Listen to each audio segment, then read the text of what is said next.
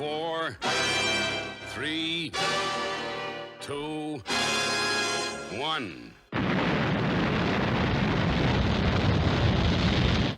Thunderbirds are go.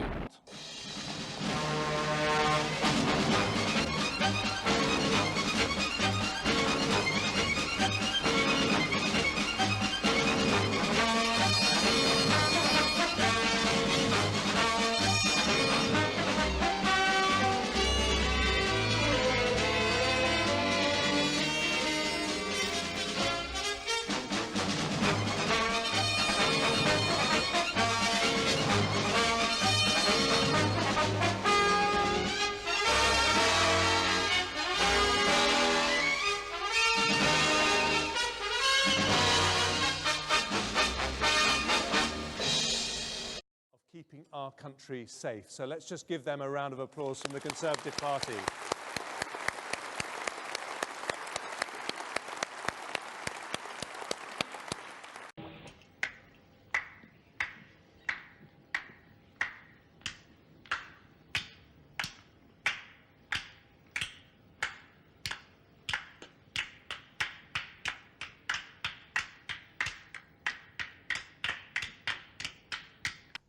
Hello, today's video from Semperist Rhetoric is all about hand movements, gesticulations.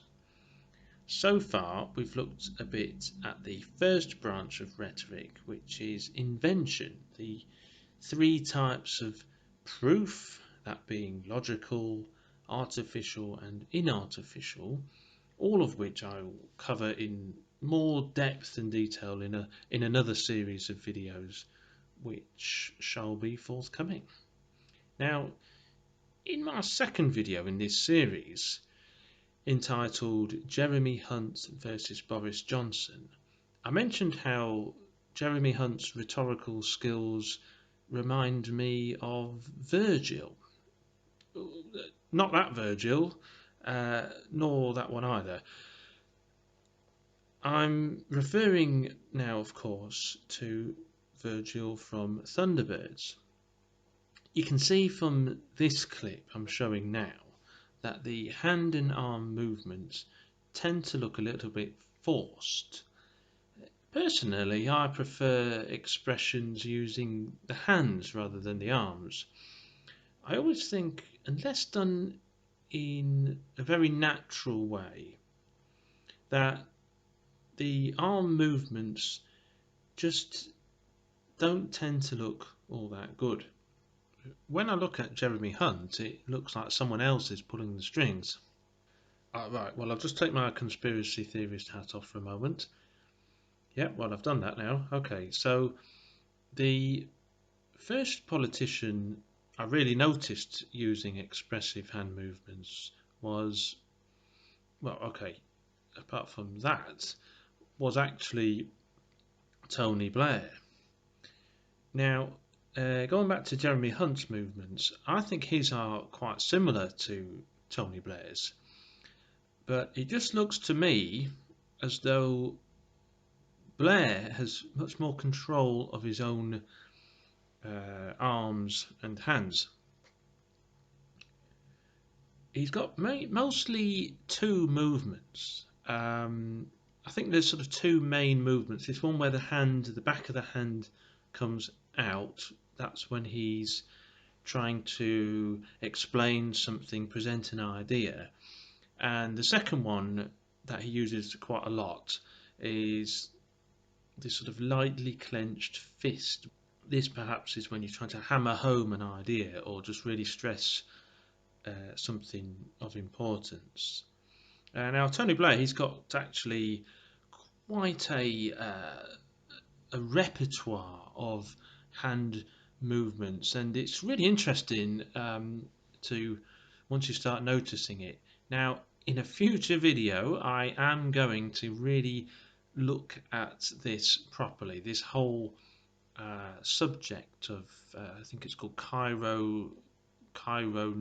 I'm not very good at pronouncing Greek terms, but basically Chiro comes from the Greek word for hand. So if you get chiropractor, it's he's actually doing with hands. That's all it really means, I think.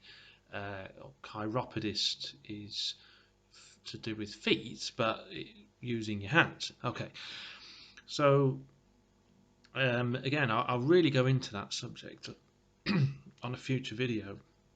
Now, I've said on a previous video that Tony Blair is a good, solid rhetorician, and although I have come to praise Farage recently too, I do think that Blair is the more consistent of the two speakers, and he tends not to resort to some of the more childish tactics that Farage sometimes employs, such as, especially in a debate like I showed in the previous video, where you have this constantly raising voice tactic, or the don't come up for air tactic, which I highlighted in the video number 3, the video on fluidic speech. Actually, getting back to Adolf Hitler for a moment, I guess if someone were to use these really overtly expressive swinging hand movements today, then obvious and immediate comparisons would be drawn. Farage actually has a few little sweeps of the arm sometimes. Perhaps it's just my imagination, but it looks to me as though sometimes he really wants to start swinging the arms around a bit more, but manages to restrain himself, perhaps a bit like Dr. Strangelove from Kubrick's political satire. Prevailing motion will be one of nostalgia for those left behind, combined with a spirit of bold curiosity for the adventure ahead. Ha!